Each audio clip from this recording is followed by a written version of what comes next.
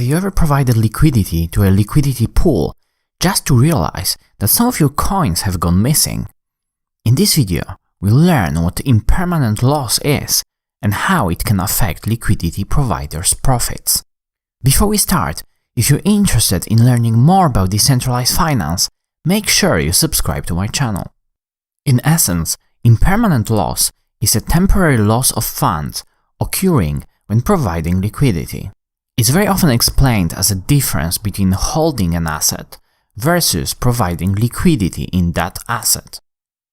Impermanent loss is usually observed in standard liquidity pools where the liquidity provider, LP, has to provide both assets in a correct ratio, and one of the assets is volatile in relation to the other, for example, in a Uniswap DAI ETH 50/50 liquidity pool.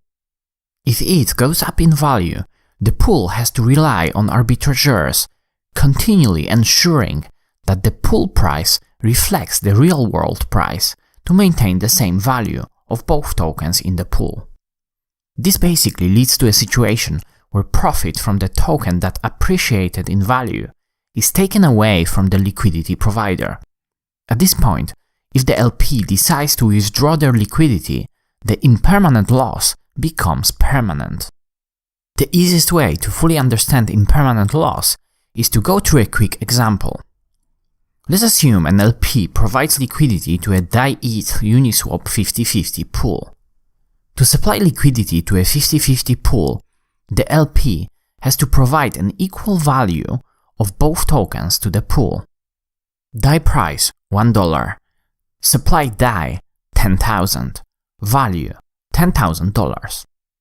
ETH price $500, supplied ETH 20, value $10,000. So far so good, the value of both tokens is the same. The price of ETH goes up on an external venue, such as Coinbase. Now, Coinbase's ETH price is $550. This is where other market participants called arbitrageurs come into play. An arbitrageur notices the price difference between Coinbase and Uniswap and sees that as an opportunity for arbitrage, that is basically an opportunity to make a profit. Uniswap uses a constant product market maker to maintain a correct ratio of tokens in the pool. So, as more ETH is being bought from the pool, the higher the price of ETH becomes. The arbitrageur buys cheaper ETH on Uniswap until there is no more price discrepancy between the exchanges. Let's see how much ETH the arbitrageur has to buy to make this happen. By plugging our external price into a few formulas that can be derived from the constant product market maker formula, we can see that the point where the Uniswap price will be at $550 is when there are 10,488.09 DAI and 19.07 ETH in the pool. So the arbitrageur is basically able to buy 0.93 ETH in order to achieve equilibrium between Uniswap's and Coinbase's ETH price, costing 488.09 DAI and achieving the average price of 524.83 DAI per ETH. Bought ETH can be instantly sold for DAI or any other USD-based stablecoin on an external venue for $550. The arbitrageur just earned around $25 minus the fees. Let's see how this affected our liquidity provider. Before the arbitrage, our LP had 10,000 DAI and 20 ETH at a price of $500 each. The total value of both assets was $20,000. After the arbitrage, the total value of both assets is 10,488.09 DAI plus 19.07 ETH at a price of $550 each. The assets now reach a total of $20,976.59.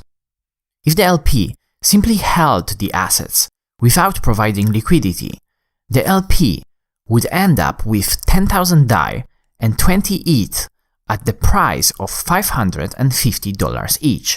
That is $21,000 in total.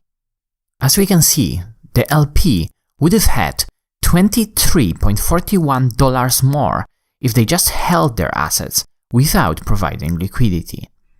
That $23.41 is basically the LP's impermanent loss. Impermanent loss is called impermanent because at this point the LP lost $23.41 only on paper. If the LP doesn't withdraw their liquidity and the price of ETH goes back to $500, the impermanent loss is cancelled back to zero. On the other hand, if the LP decided to withdraw their liquidity, they would realize their loss of $23.41 permanently.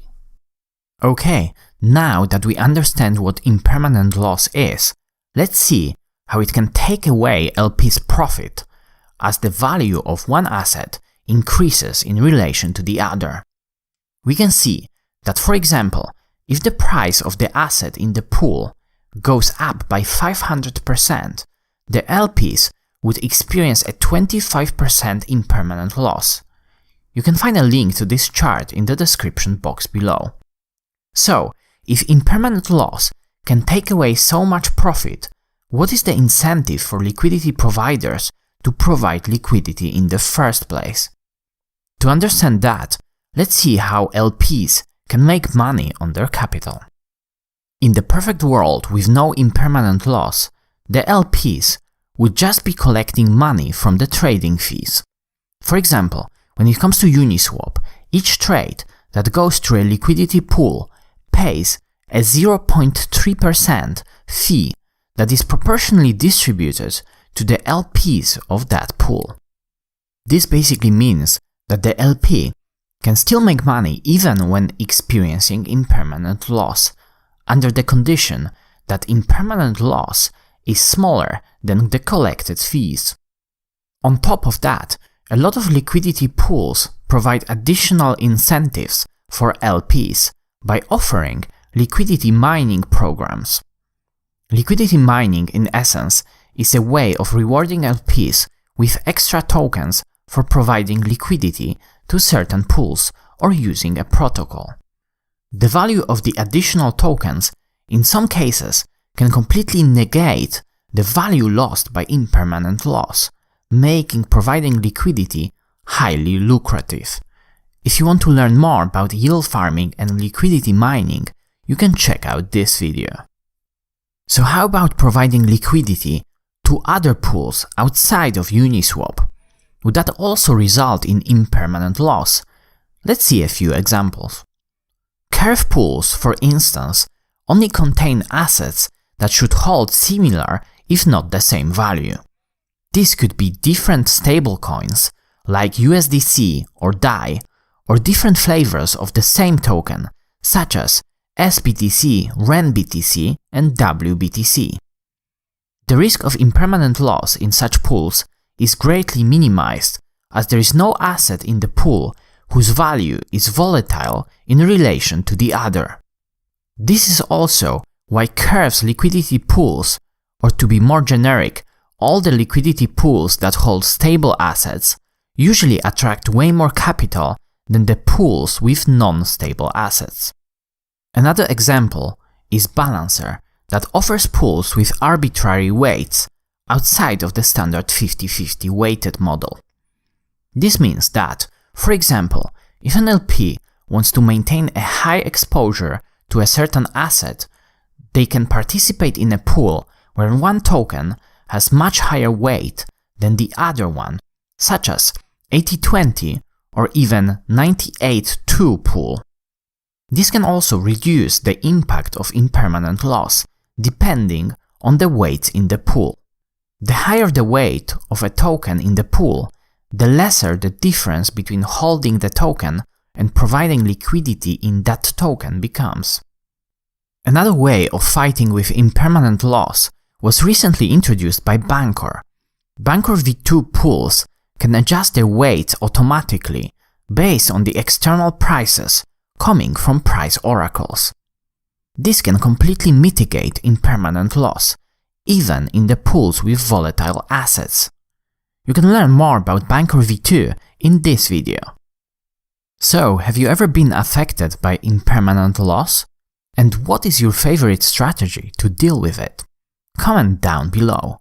Also, if you enjoyed this video, hit the like button and subscribe to my channel for more DeFi related content. Thanks for watching.